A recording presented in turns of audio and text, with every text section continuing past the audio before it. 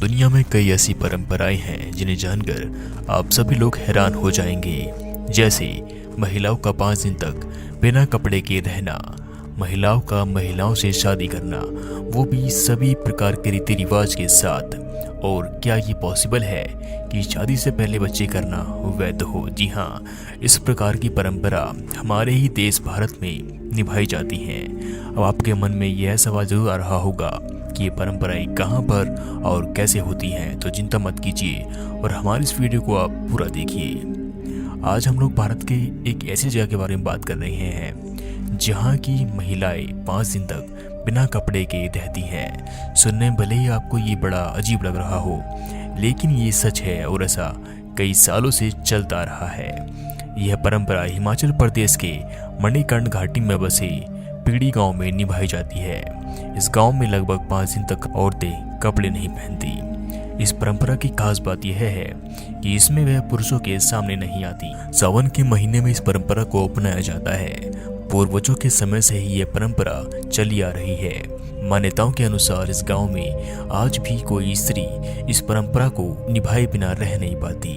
यदि कोई स्त्री इस परंपरा को नहीं निभाती तो वह अशुभ माना जाता है और ऐसा मानते हैं कि उसके घरों पर दुखों का पहाड़ टूटने वाला है।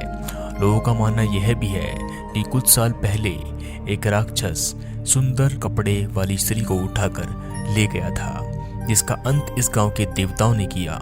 मान्यता है कि लहुआ देवी आज भी इस गांव में आती हैं और बुराइयों से लड़ने में उनकी हेल्प करती हैं। सावन के 5 दिनों में लोग हंसना भी बंद कर देते हैं और साथ ही शराब, मदिरा जैसी बुरी आदतों का भी त्याग कर देते हैं। महिलाएं खुद को सांसारिक दुनिया को छोड़कर अलग ही दुनिया में पहुंच जाती हैं। हालांकि अब नई पीढ़ी का ये पता नहीं कि वो इस परंपरा को प्रॉपर तरीके से निभाएंगी या नहीं। नंबर 2, आपने कभी शादी से पहले बच्चे पैदा करने वाली परंपरा के बारे में सुना है?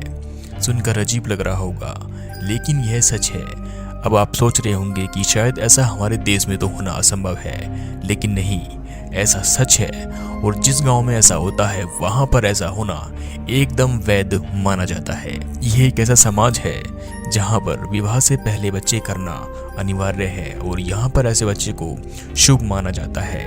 यदि विवाह से पहले यहाँ बच्चे पैदा न किए जाएं तो वह बहुत बड़ा अपशगुन माना जाता है। सुनने में अजीब है, लेकिन ये परंपरा भारत के ही राज्य राजस्थान में करीबन 1000 सालों से चली आ रही है। जी हाँ, यह परंपरा उदयपुर के सिरोही और पाली में रहने वाले गरसिया जनजाति के लोग आज भी निभाते हैं। यदि आप इस परंपरा को करीब से देखेंगे तो आपको आज के समाज में रहने वाले लिव इन रिलेशनशिप के बारे में दिखाई पड़ेगा। इस जनजाति में इस प्रकार की परंपरा को बिल्कुल जायज और वैध माना जाता है। इस परंपरा के नाम पर गरसिया जनजाति में लगभग 2 दिन का एक विशेष विवाह समारोह या मेला लगता है। इस मेले में लड़का और लड़की दूसरे को पसंद करते हैं और बिना विवाह के एक साथ रहते हैं। इसके पीछे की कहानी क्या है?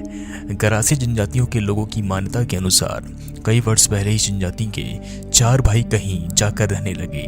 इनमें से 3 की शादी हो चुकी थी और एक कुंवारा था जो कि लिव इन में था। लेकिन लिव इन में रहने वाले भाई को सिर्फ बच्चे हुए, बाकी तीनों को नहीं हुए। तब से इस परंपरा को दापा प्रथा के नाम से जाना जाता है और इस परंपरा के लोग अभी तक इस परंपरा को जायज और वैध मानते हैं।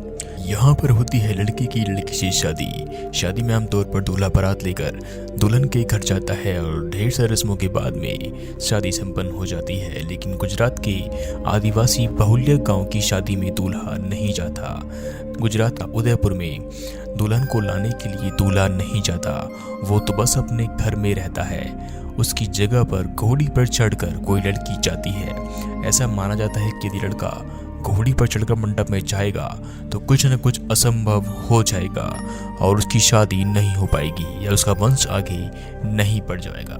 दूल्हे की जगह उसकी कुंवारी बहन या उसकी चचेरी मेरी बहन जाती हैं और वो दुल्हन को ब्याह करके वहाँ से लाती हैं।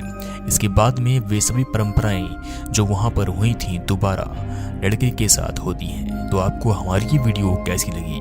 यदि अच्छी लगी हो तो प्लीज़ हमें कमेंट करके ज़रूर बताएं और ऐसी वीडियो देखने के लिए हमारे चैनल को भी सब्सक्राइब करना ना भूलें। धन्यवाद।